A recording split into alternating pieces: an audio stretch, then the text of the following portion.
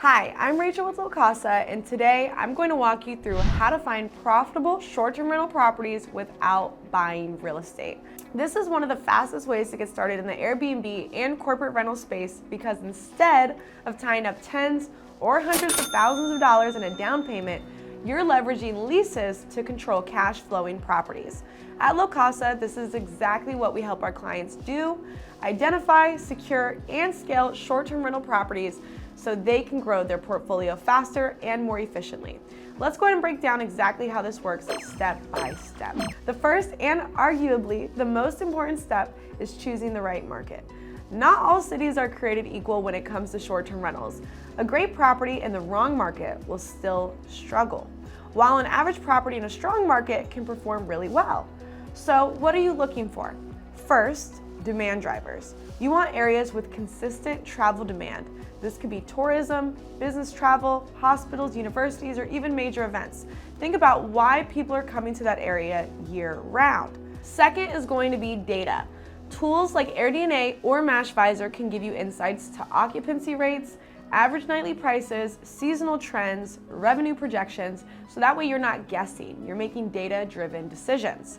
Third, and this is critical because you need to understand local regulations. Some cities are very short-term rental friendly, while others have strict rules, permit requirements, or even bans in certain zones.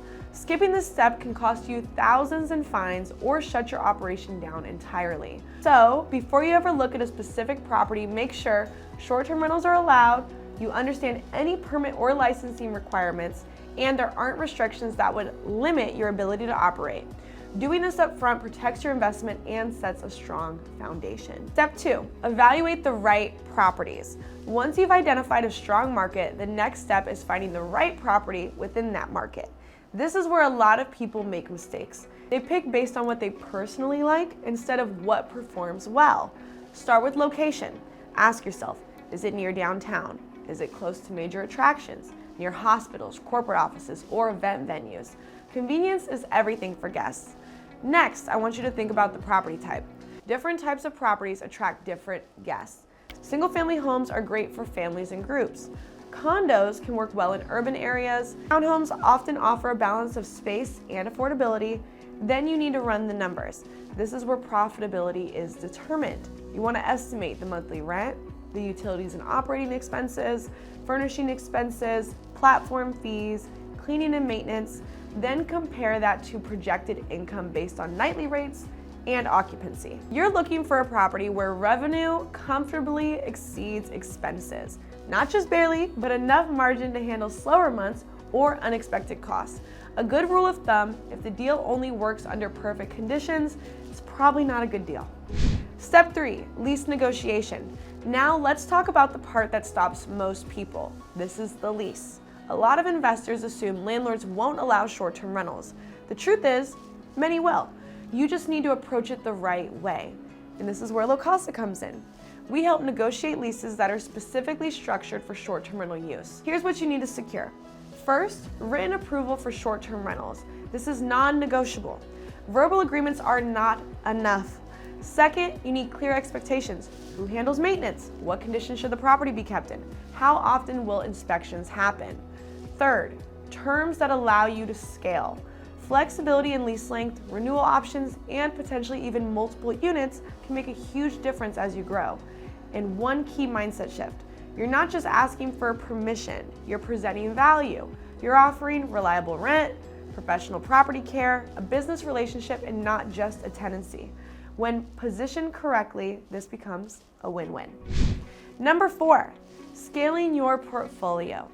Once you've secured your first property and it's performing well, the next step is scaling. But here's the key, don't rush.